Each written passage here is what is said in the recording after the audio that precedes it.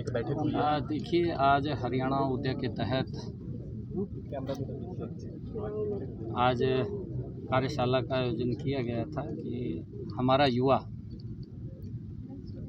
नशे में न फंसे, उसको लेकर के पुलिस की जो भूमिका है आज उस पर गंभीरता से चर्चा की है कि जो थाना प्रभारी है अपने अपने थाना क्षेत्र के अंदर इस बात को गंभीरता से देखे कौन व्यक्ति है जो नशे को फैलाने का काम करता है।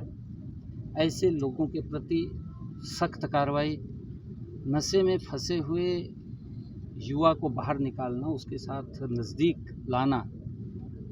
और हमने ये भी कहा है कि अलग अलग जो हमारे विद्यालय हैं, हमारे कॉलेजेज हैं, हमारे महाविद्यालय हैं, जिस भी संबंधित SHOs के क्षेत्र में पढ़ते हैं उनका ज़रूर वो विजिट करें, युवाओं से बात करें, उनके संपर्क में रहें। इस प्रकार के युवाओं का जब पता लगता है तो उसको लेकर के भी उनसे चर्चा करें।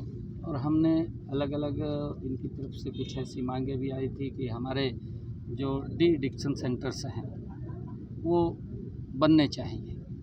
उसके लिए हमने कहा है कि हम इसके लिए तत्परता से काम करते, हेल्थ और सेवा विभाग से बात करते हुए उसको गति से और बढ़ाने का काम करेंगे। हमने पिछले दिनों चाहे हमारा जो बॉर्डर एरिया था, सिरसा हो, एलनाबाद हो और हमारा डबवाली हो या अन्य और डिस्ट्रिक्टों के अंदर हम राहगिरी के कार्यक्रम चलाते हैं, मैराथन के कार्यक्रम चलाते हैं और साइक्लोथॉन पिछले दिनों यात्रा चली, इसको लेकर के कि हमारा युवा नशे से दूर और अपनी ऊर्जा उसके अंदर बढ़ाए।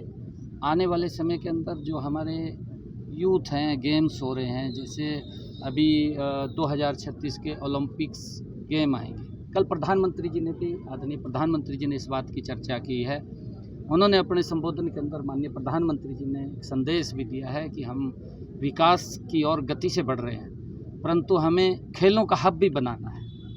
तो खेलों का हब, हम युवाओं को खेलों के साथ जोड़ना, आने वाले इस ओलंपिक्स गेम के अंदर हमारे ज़्यादा युवा मेडल लेकर के आएँ, उनको तैयार करना, उसको लेकर के आज बहुत सारे विषयों पर चर्चा हुई है।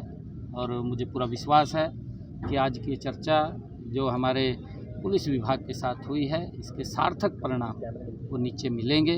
और ऐसे लोग जो नशा फैलाने का काम करते हैं, नशे में शामिल हैं, उनके खिलाफ सख्त कार्रवाई कि हमारी पुलिस ज़बरदस्त इसमें काम कर रही है कि उन्होंने गैंगस्टर्स को विदेशों से भी यहाँ ला करके जेलों में डालने का काम किया है। और हमने जैसा अभी कहा है कि मैंने कि उनसे हम मित्रता व्यवहार हमें यूथ के साथ रखना चाहिए ताकि वो गलत कामों में न जाए। और हमने ये भी कहा है, मैंने पिछले दिनों भी कहा था कि बच्चे के माता पिता अपने बच्चों के संपर्क में ज़रूर रहें।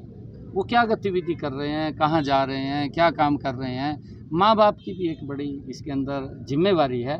और अगर कहीं बच्चा गलत रास्ते पर जा रहा है, बिल्कुल उसको टोकना चाहिए। और आज आप देख रहे हैं हरियाणा किस गति से आगे बढ़ रहा है। हमारे लिए गर्व की बात है कि देश के अंदर अगर जवानों की गिनती होती है जो देश की रक्षा सुरक्षा के लिए लगे हुए हैं, तो सबसे ज़्यादा संख्या अगर कहीं आती है तो हरियाणा के युवाओं की आती है कि हरियाणा का युवा देश की रक्षा सुरक्षा के अंदर हर 10 जवान के बाद एक जवान हरियाणा का खड़ा हुआ मिलता है।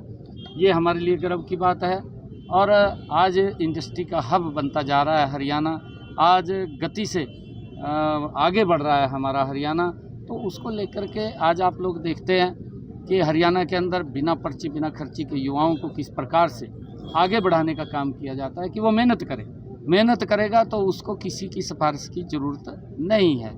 ये इसको लेकर के सरकार अपने अपने तरीके से उस कदम को आगे बढ़ा रही है, परंतु माँ बाप से भी आग्रह है। हमने पिछले दिनों जो राहगिरी और साइक्लोथॉन मैराथन्स के कार्यक्रम किए, उसके अंदर हमारे संतगणों ने भी हिस्सा लिया है, अलग अलग स्थान के ऊपर हमारी खाप पंचायतों ने हिस्सा लिया है, हमारी महिलाओं ने भी उसके अंदर हिस्सा लिया है, हमारे सरपंचों ने भी हिस्सा लिया है।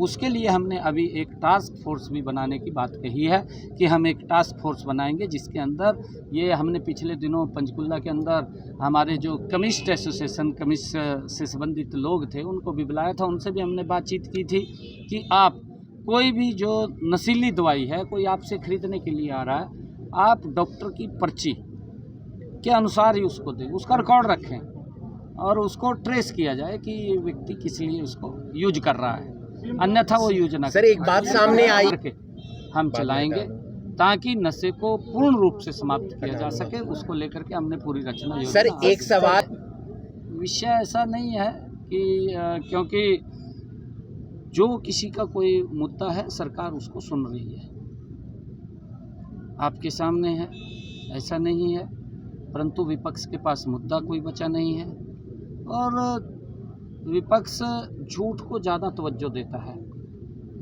झूठ बोलता है, झूठ फैलाने का काम करता है और झूठ बोल करके, झूठ फैला करके जनता को गुमराह करता है। परंतु अब जनता इस बात को समझ चुकी है। पुलिस थानों में जो है हमारे 5600 जवानों की पीएमटी चल रही है, जल्दी वो इसमें बेड़े में शामिल होंगे।